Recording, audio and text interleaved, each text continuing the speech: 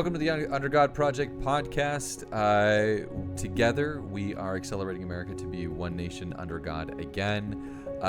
These series of podcasts are dedicated to the Glenn Beck First 40-day devotionals.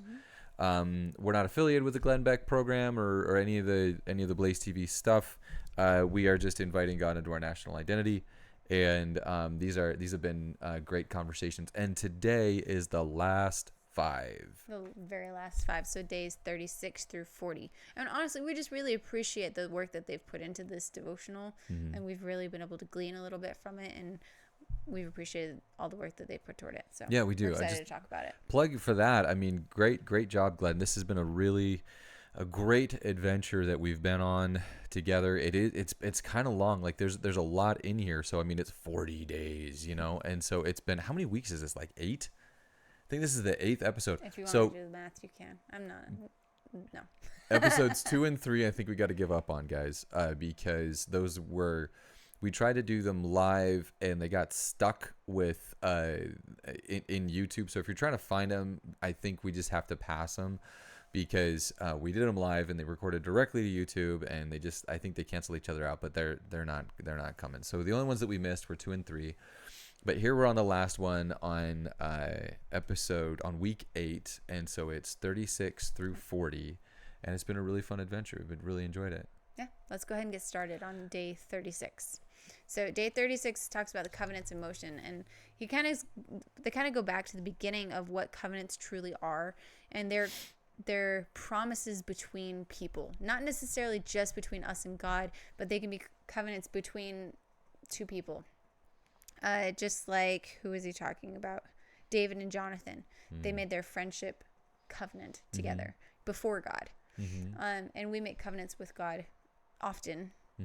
And then, so he talks about how we watch the covenants come into play and be fulfilled, because God always upholds his end of the covenant. He never breaks them. You okay? I'm just not allowed to yawn.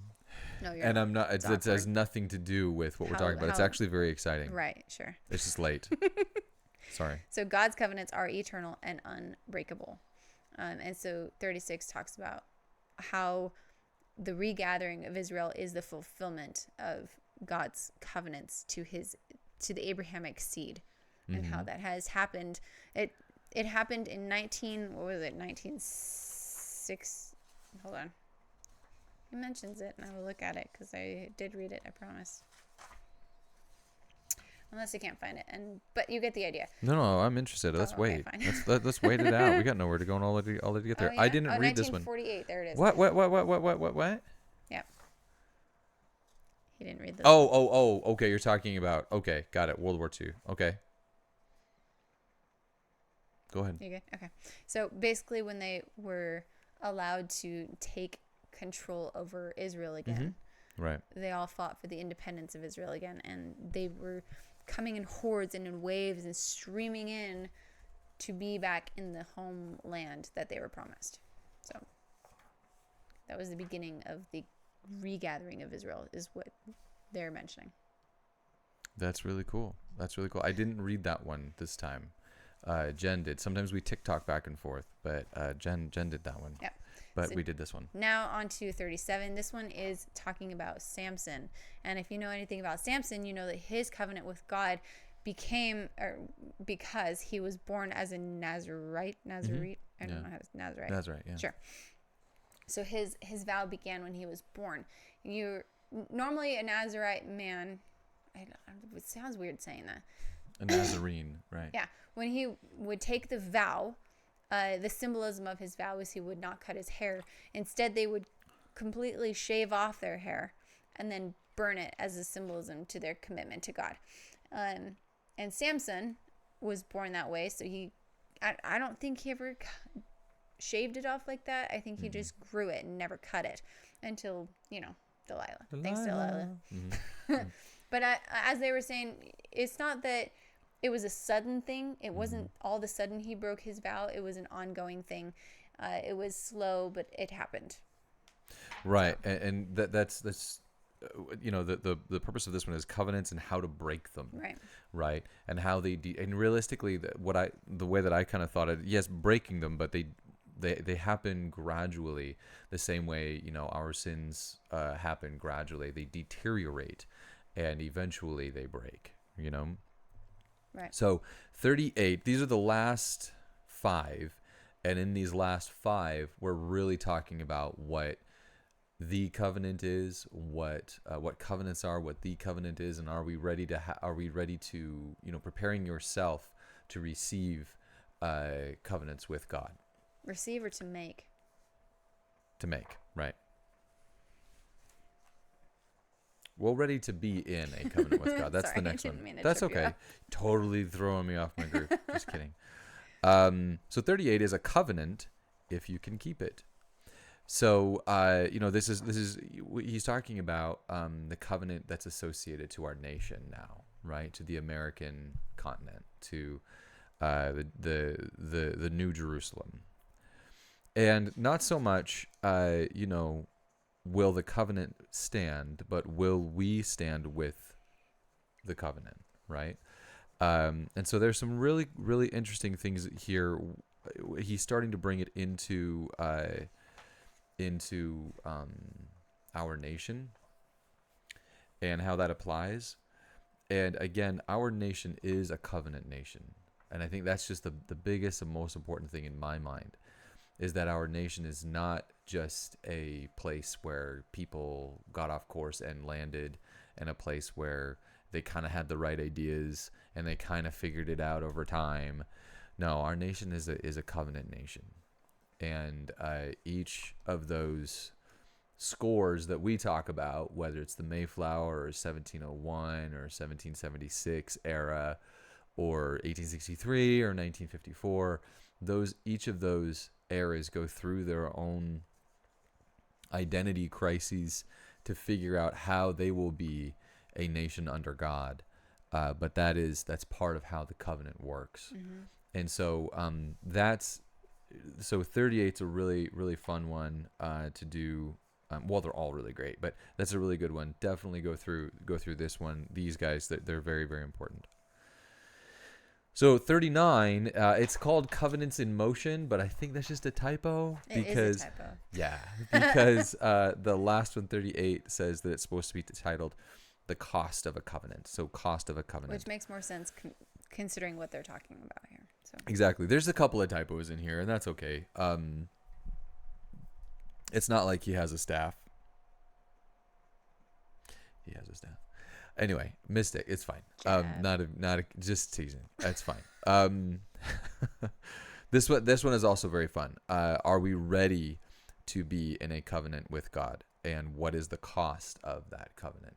And essentially, what we talk about throughout the whole thing is that the cost of a covenant is a journey requiring your whole body, mind, spirit, and soul.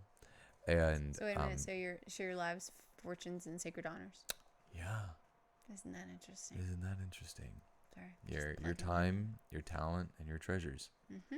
Right. Mm-hmm. Exactly. So, I'm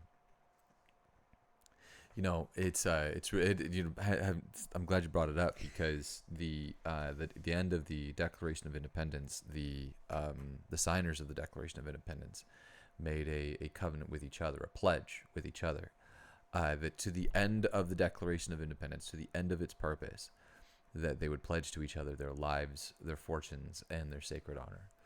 And I think that's actually a really important mechanism. As I've done my own studying with these, and as we've done our own parts of Under God Project, that whole aspect of pledging with each other, pledging to each other for godly purposes, really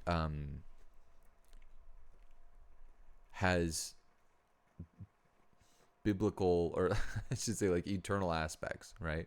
And I think he even we even go over it in each of these days, that a covenant that you make with somebody is eternal. It's not something that should be taken lightly. It's something that really you really need. You ought to consider the depth of what of the covenant. Yeah, so there's no like crossing your fingers behind your back kind of idea. Right. Mm-mm. Exactly. It's a big deal. Yeah, it's a big deal, and that I mean that is what 39 is about in the cost of a covenant. The first little bit they talk about how sacred, serious, real covenants really are. So 40, last day. Da, da, da, da. Da, da, da, da, you are here at the end. Badge received. Badge. If you have read along with us and you have participated in the group on the app, Yep. you are receiving your badge. Whoop, whoop. Yep. Congratulations on the badge, guys. The badge just does symbolize that you went through it. It doesn't mean that you've made the covenants or anything like that. It just means that you went through it. So it's just a nice little gamification so that when you're communicating with others on the app, they get an idea of where you're coming from, that you're like, hey, yeah, we've done this before and it was a lot of fun and this is what we were talking about. So there's just a symbol that you've where your voice is coming from. Yeah, and there's no expiration on this. So if you Right. can't do it all at once, and if you need to take a year and a half to do it, so be it. Just as long as you feel like you can accomplish it, that's kind of what matters. So Yep. This is the you can encourage others to do the same thing. Sorry, I didn't mean to cut you off. No. I think it's fine. This is the ultimate thing. Now, it's interesting because, and I'm just going to skip right to the end so you know what it is, and then we'll come back and fill in the gaps, okay? So in the end, he says, pray and fast. Now that we have reached the end of our first 40 days, set aside a day of prayer and thanksgiving. He explains what prayer and fasting and prayer, what fasting means. And in the end, it says, thank you for joining on this 40-day journey. As you go forward, remember that this is only the first 40 days. The days moving forward from here on out are up to you, right? Send off. So send off, right? And then we send off with Acts 3:19 through 21, which is a really great scripture about repentance. And that brings you all the way back to brings us all the way back, right? Thanksgiving. Oh, to Thanksgiving. Yes. That's what I was going for there. Oh, that's what you were going for? Okay. Because anyway, I'm going to cut you off there. I'm going to stop. No, it's okay. I was going to say, because Thanksgiving is all about repentance. Mm-hmm. That's right. And that's why I'm like, I think you're going to go into that. Yeah, we'll get there. I don't want to steal your thunder. Okay, thunder stolen. So when I was reading this, and as you're reading it, maybe as you're reading it with us, you'll see a lot of the mantras here, and it's so interesting. We have no affiliation with Glenn at all. We didn't write any of this stuff. We're getting the same time you guys are. We're getting the same time you guys are, but as I'm reading certain parts, I'm hearing the same language that even we use, at Under God Project, and it's like even the language is the same. It's just God makes families, families make nations. Now is the time for this generation of American families to secure the liberty of the next generation.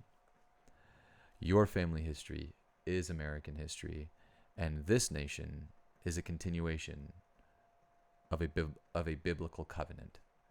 And that's ultimately what's happening. And so to have a day of prayer and thanksgiving is of fasting and of prayer is really critical. To have a unified voice of prayer and thanksgiving is really critical for our nation. When we get it right, our nation does well. We have the prosperity, protection, and population that are given to us in our covenant and in the promise. When we don't get it right, when we do it wrong, when we don't have a day of united thanksgiving and prayer, then bad things happen and the world falls apart. That's pretty much it. Well, and to be completely frank, keeping a covenant is not the easiest thing in the world to do.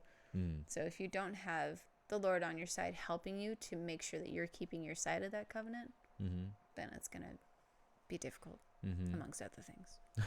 You could be like Samson. Right. So the one after this, so it's been really, really fun, guys. First of all, we really appreciate y'all being with us and watching the episodes and taking the time out. It's been a lot of fun. There's been a lot of fulfillment in here.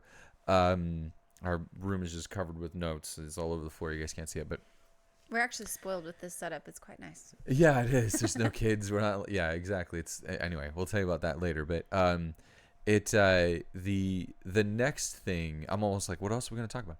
The next thing that we have in store, and it's kind of a a tangentially off of this one, is a 15-day thing with Devotional. yeah, it's a 15-day devotional, You more said like a thing, it sounded challenge, I guess. But that leads right to the American covenant as Glenn sees it. So that's also exciting. We'll have an episode dedicated to all of that in one, and we'll wrap that up.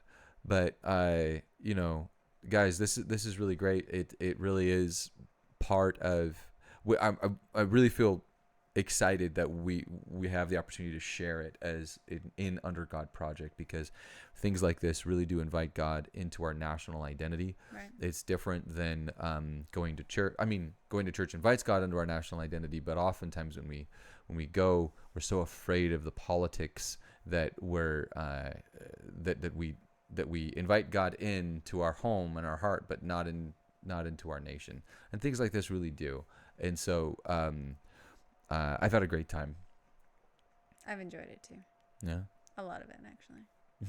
Okay, all of it. Cool. Anyway, I really appreciated the fact that they've not only done all this, but it marries so well with what our message is, and how